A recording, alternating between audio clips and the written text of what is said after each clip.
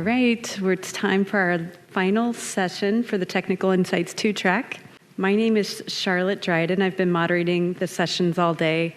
I work at Intel Corporation normally, and I lead a visual computing solutions team. I'm happy to introduce Dr. Oleg Sinyavskiy, almost. He's with a company called Brain Corp, and I've been paying attention to them for years. And I consider them one of the early founders of AI, and I'm happy to see the good things that they're doing.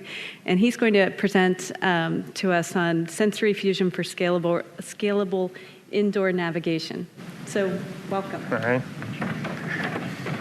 Hello, everyone. My name is Oleg. I'm leading research efforts at Brain Corporation. So let's just go through this, last talk. So let's survive through that, and my accent as well. This talk is about sensory fusion for scalable indoor navigation. As you heard, first I really want to also sign up on this words that person from Anki said, that they had like really awesome piece of hardware. So I'm really sad that kind of they went out of business. We kind of started actually in time close together with Anki, but we went completely different route at some point, which I'm going to tell you about. All right. So our vision is that robots are everywhere, helping people with all different chores and so on. And one thing that we realized that a lot of robots actually exist today already, at least robotic bodies. So what we decided to do, instead of building a new robot, we decided to look around and see what kind of machines are already operating in an environment, already doing its job, and let's just try to automate those so that we don't compete on kind of functionality, right? But we try to improve only on intelligence. This is our kind of pilot project. So our marketing team did very good job. They realized that actually apparently everyone has floors. And this is our first product where I got quite successful in the sense of, everyone wants to do something with cleaning floors, right? So we just took a manual machine, which is already used. So we didn't redesign anything. We actually have a history in like deep learning, neuroscience. We had no idea how to do cleaning machines or anything. So we partnered with a company that does that for a living, and pretty much put sensors on it and made a fully autonomous robot. So it's kind of indoor self-driving, really, right? So it's a full autonomy. You cannot bump into anything, into any obstacles. So it's in between Roomba and Tesla, really.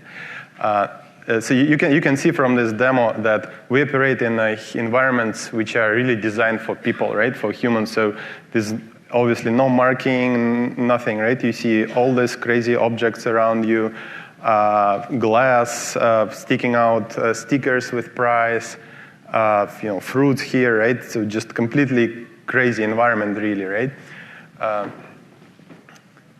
So what we decided to do, we took advantage of several sensors, because at the end of the day, there is no like a golden bullet sensor that you can just put on your robot and it can perceive everything around you. What we did, we augmented this manual machine with, we had several versions of sensors back, but this one, the latest one, has 3 depth cameras, time of flight, 2 planar lidars, and 3 RGB cameras. And obviously, normal things like IMUs and encoders, stuff like that. And what we did, we tried to make it as a brain module, so that it's not that we're trying to solve this specific machine, like a very integrated solution, like let's say Anki does and so on, but try to make it a bit more modular, right? But still to be close to reality, so it actually works in the real world. This is a kind of a second video, right, where I'm just showcasing you a different environment where you can see it's kind of drastically different because it's a bit more open, and you have totally different types of objects there. You have people doing their job around it, and we actually in this environment we have 2 machines operating together. So there is a little bit on this, coordination between different machines, some techniques, right? You can see that another thing that this industry requires you to do is actually come quite close to everything, right? So this task of cleaning, right? It requires you to clean really near the edges. This pushes everything in terms of precision, in terms of motion planning, so in terms of perceiving the world around you, right? And again, want to emphasize again here that you can see that you have to pretty much perceive in 3D because you have all these objects sticking out, stairs, and so on. So you cannot just go with a normal, planar lidar or some kind of technique that gives you only 2D picture. And again, there is a glass and things like that. So one thing we do, and this was our this and still is our key expertise.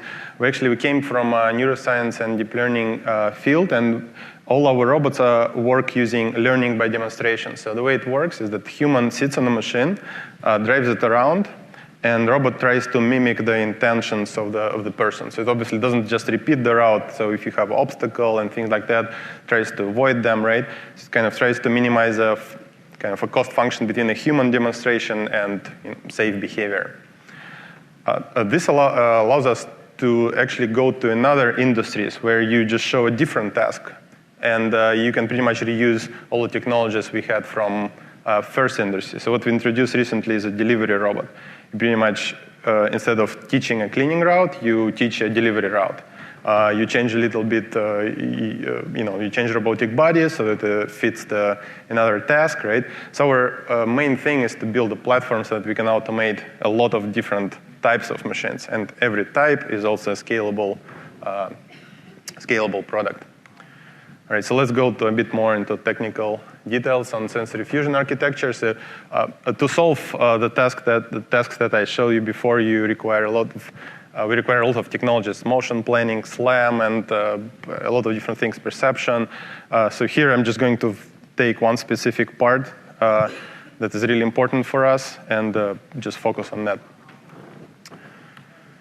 Okay, so what is really sensory fusion? So the idea is that the question, what we're trying to answer is how do we merge data from multiple sensors, multiple modalities, and every sensor has its own noise profile, its own characteristics. It's good at one task, it's bad with other tasks, and we want to take advantage of all of those sensors.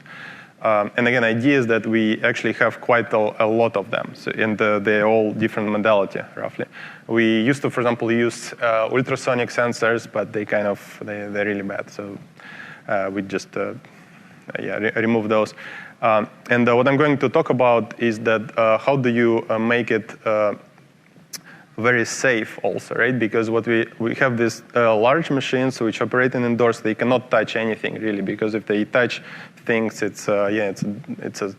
can damage and so on and so on. So we're trying to be very safe, robust, but at the same time still operate and take advantage of all the sensors. And one specific topic I'm going to discuss is how to merge a bit closer semantics and geometry from all those sensors. Some sensors are good at semantics, some sensors are good at geometry.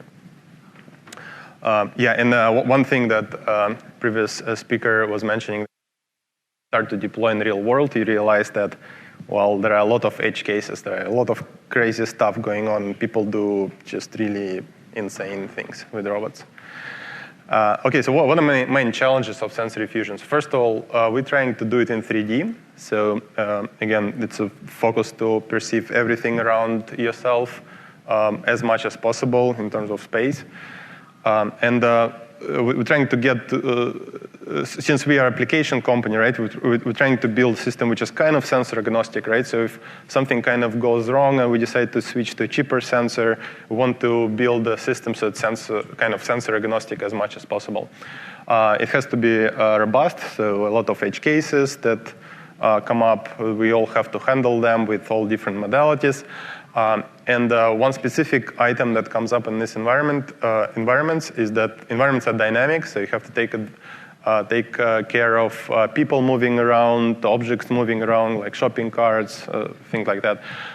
And one very specific kind of a bit technical item that you start to see if you start to come really close to objects, you find that blind spots that exist in every sensor becomes of crucial importance. So you just get to really stress testing of sensor blind spot properties that I'm going to discuss later. This is the kind of bird's eye view of our sensory fusion architecture. We take sensory streams from all the sensors. And in the beginning, you obviously do some modality-based processing. You extract features, you remove noise, stuff like that,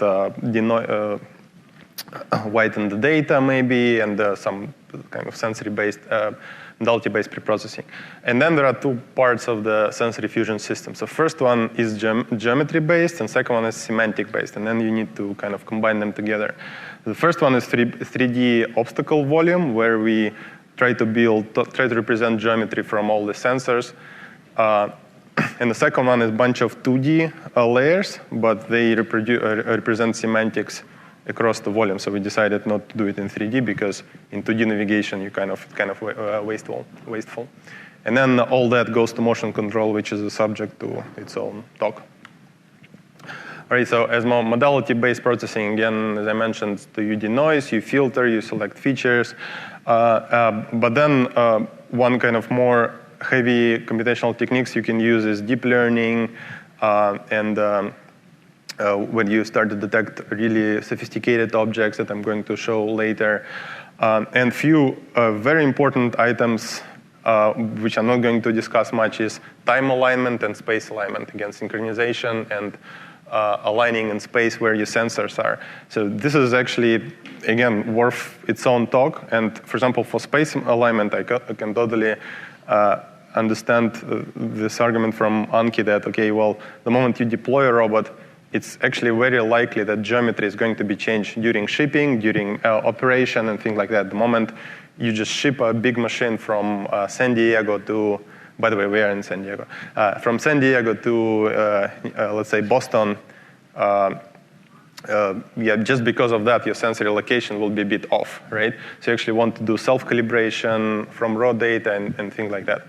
And as for deployment, we're deploying multiple machines across the US, Japan, and Canada, and you can see them in airports, so San Diego, Boston, and so on, and some big shopping malls and things like that. So we're already in production, and everything is going well.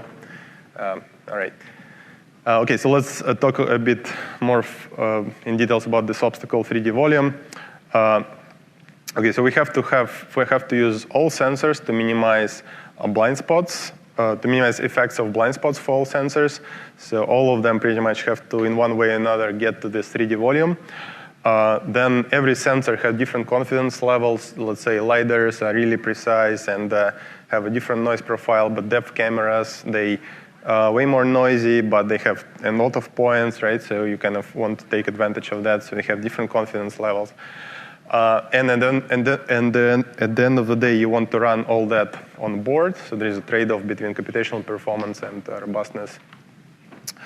This kind of a short demo of this obstacle 3D volume. You can see here that everything is left here are obstacles, right? Floor is gone, and pretty much this is already fused picture from lidar, depth cameras, and so on. Yes, few kind of anecdotes from real world, right? Is that since again we're in San Diego and we don't have winter, so it's always kind of 68 degrees exactly across the year. There was one edge case where there are a few days in January where it's actually quite cold, and what people do, if you start deploying in this large kind of grocery stores, they actually temperature just drops a bit, right? And people start to preheat the store before customers show up, because we mainly do that at night, right? And what happened is that we were catching it for months that just at very peculiar day where temperature goes down, they turn on heaters. Heater just shuts, kind of puts air down as a stream, right? So this air, depending on the temperature, might or might not trigger infrared sensors in a depth camera. So you see very weird profiles out of that issue, right? Which happens, 3 times a year, right? But it's super annoying to everyone. Pretty much robot just constantly stops, right? And we kind of assembled this data set of these edge cases, right? And this is one of the core kind of capabilities that we have. We have this data sets of, okay, what happens if a customer turns on heater in San Diego, or what happens if in Boston, someone spilled paint on the floor, stuff like that, right? So this is becomes really important when you start to deploy in the real world. So I will have kind of two technical deep dives a little bit. So first one is safety prior topic. So every sensor has a certain amount of noise, and you cannot really trust a single measurement. And the common way to deal with that, you pretty much take a point cloud out of sensor you have, whatever it is. It's maybe key points from RGB or depth or lidar measurements, and you pretty much just project them into this 3D volume, into voxels, right? Voxels are like elements of this obstacle volume, right? And you start counting, okay, how much time did I hit this specific voxel? And if you kind of reach the threshold, okay, if I did this 3 times, right, then it's clearly an obstacle. If I did not, then noise, it was just blinking noise, and it's gone and disappeared, right? And this is very easy, very cheap, right, and kind of works for majority of applications. However, again, if you start to do that in real world, you realize that, well, there are some very weird cases where you actually have something that looks like a noise, but in reality, it's a really sturdy, thin pipe coming out of a shopping cart, and you see it like right after you turn into that, and stuff like that. So at the end of the day, what we end up doing is that we actually had to design a system that actually have to trust even a single measurement somehow, right? You have to do that, because if you don't, you're going to, don't respect these cases. So what we opted for is a bit more computationally expensive technique, but by the way, as opposed to we don't have any energy constraints on our robot, right? So we have CPU, GPU. It's infinite computation, kind of, not infinite, but so we can do like a lot of different techniques, really, right? So we do have GPUs, and what we opted for is to do the following: is that if a voxel is marked, we immediately say it's an obstacle, right? So it's kind of safety prior, right? So if you see a noise, you immediately say, okay, it's an obstacle. But then what you do is that next frame. And then this might trigger a robot to stop, let's say, right away, really quickly. And then what we do, we actually take computer graphic techniques called ray tracing, right? So we actually take all rays from the camera and on GPU in parallel project them through the volume and see if we can clear this noise out of subsequent measurements, right?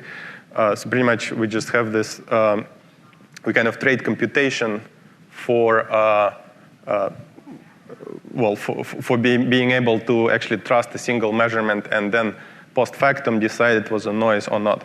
So this allows us to actually, if we do see the steel pipe, right, really thin, next measurement we're going to stop right away, and next measurement we're going to confirm that or not, or we can see if it's a noise or not. So really simple thing, really, right, but makes a big change. So you either say, one measurement it's still free, or one measurement is already an obstacle, and then you kind of go down from that.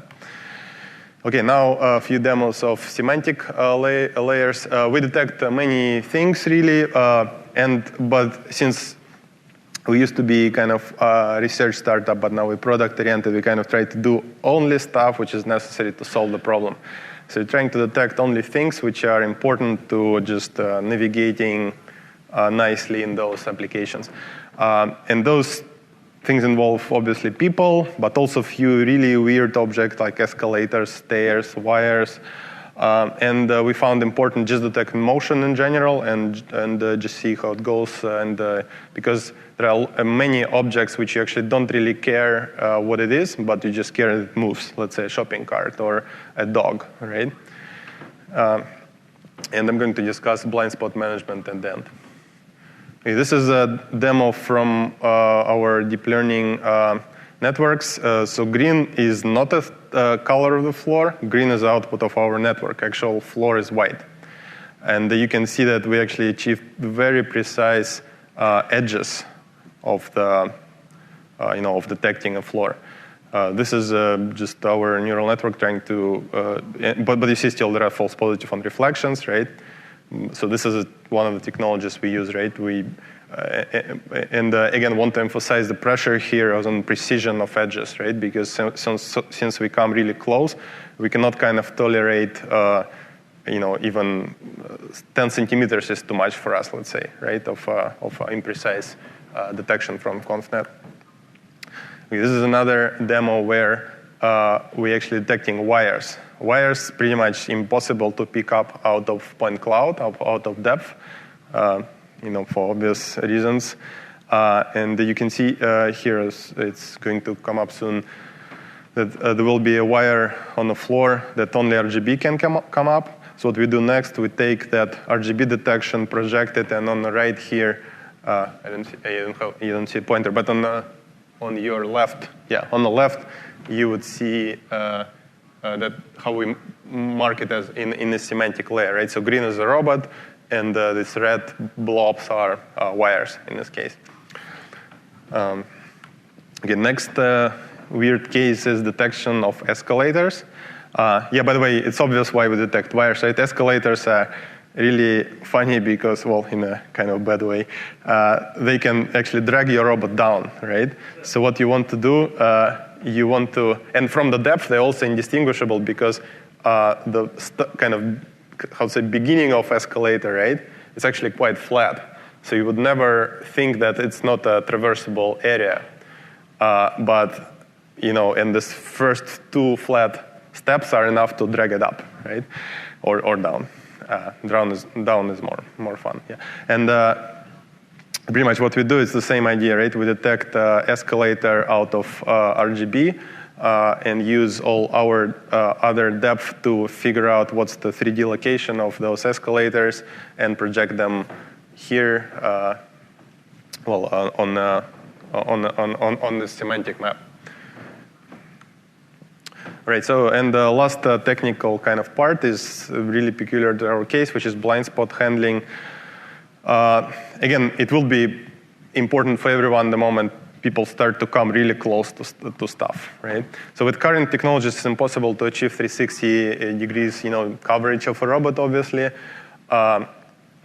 And we have to come really close to everything, up to like 3 centimeters, which is like 1 inch, right? Robots move, right? So they create, and resolution of all sensors, temporal resolution of sensors is finite, right? So you cannot just, unless you have a spiking camera, which was presented here, you cannot really distinguish what happened in between frames on a low frequency.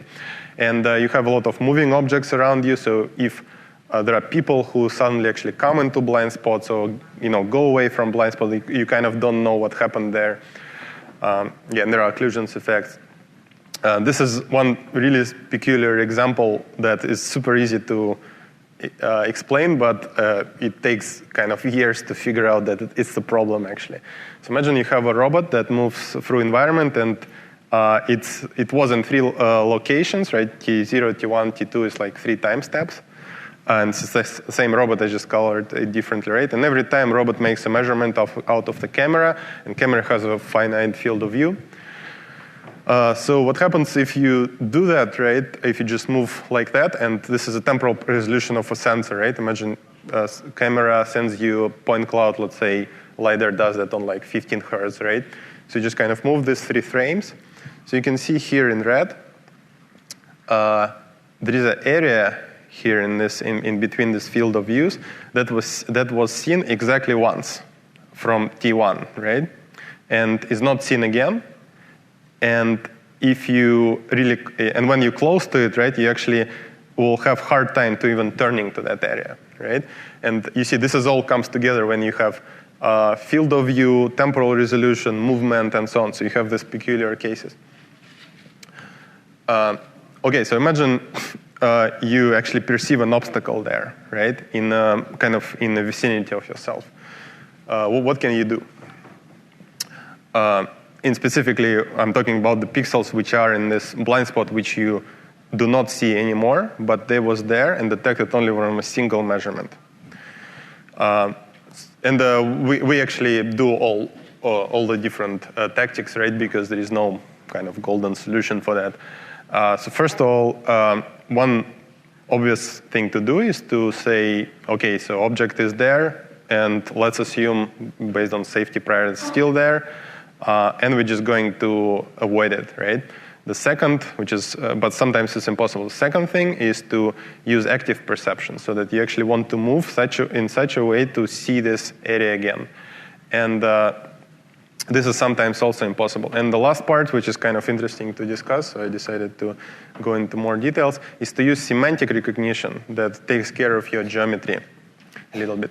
So for example, one thing you can do is to detect people in your cost map, right? So you can see them in red areas.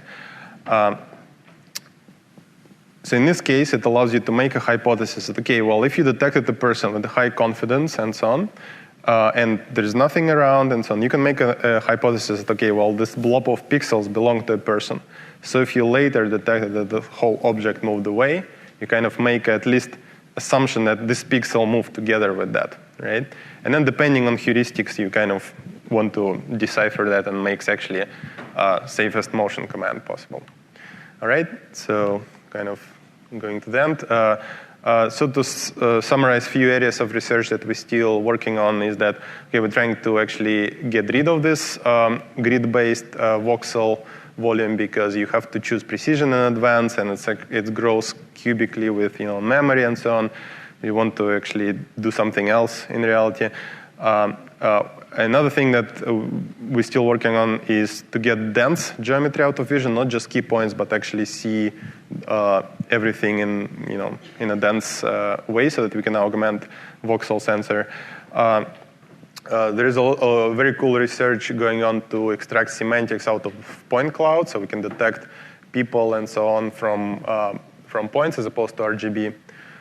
And to just strengthen that feedback from semantic to geometry is something that people always do, but robots do not do yet. Okay, so as for sensory manufacture, what technologies are we seeking, right? So first of all, common suspects, right? So we want noiseless sensors that cost exactly $0 and have infinite range. But kind of more specifically, right, few items which are non-obvious, right, is that we want to actually decrease blind spots. For example, depth cameras, time-of-flight cameras, they have this blind spot which is 10 centimeter close to object, which is not a problem for a lot of applications, right, but for when you actually want to put it on a robot that operates, in a real environment, it becomes a very big problem. And the field of view of depth cameras, I think, could be improved, right? Or people can come up with cheaper 3D lidars, which have a bit broader field of view. All right. As for conclusion, there is no magic bullet sensor, so you pretty much have to use many sensors to cover, to solve all the cases that I described. So sensory fusion becomes a very important topic of research and development. So safety-critical robots bring new challenges to sensory fusion. For example, this idea that you have to do something from you have to trust your single measurement. Well, not trust, but do something with a single measurement. And I wanted to tell you that, okay, fusing semantics and geometry actually a really open field. So there are so many cool ideas that you can think of. Yeah, thank you.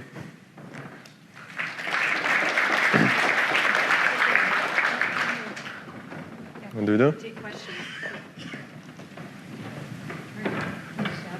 Thank you. Does anyone have any questions for Dr. Oleg? Hey, thanks a lot. That was awesome. So, I mean, you guys had the background in the depth in neural networks, and then you kind of started. It seems like everything on the robot is like visual, right? I mean, you considered? I mean, you already have that capability for doing other, like using additional senses for expanding your capability. I don't know. I'm just asking. Yeah. Well, so it's hard. Visual is really a broad term. I mean, I personally consider vision only like RGB related kind of.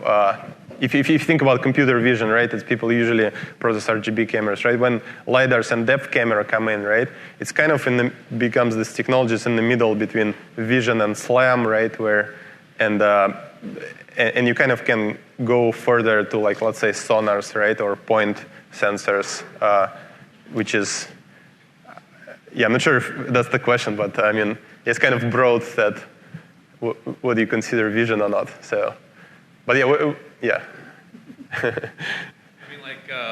I still consider like all of that like visual. Yeah. Okay. I mean, like more like we have multiple senses, and all of that helps us train. Oh, you're training this neural network that right. either it's on the robot or you're doing something with the data afterwards. Like you might be able to add additional sensors that aren't like. Yeah, like what? Yeah, I mean because hearing. We would feel like Yeah, so feel something's coming. Yeah, it's I mean, yeah, we would love to make a human out of that, but still it's a scrubber. So pretty much a single thing which is non-visual is a bumper.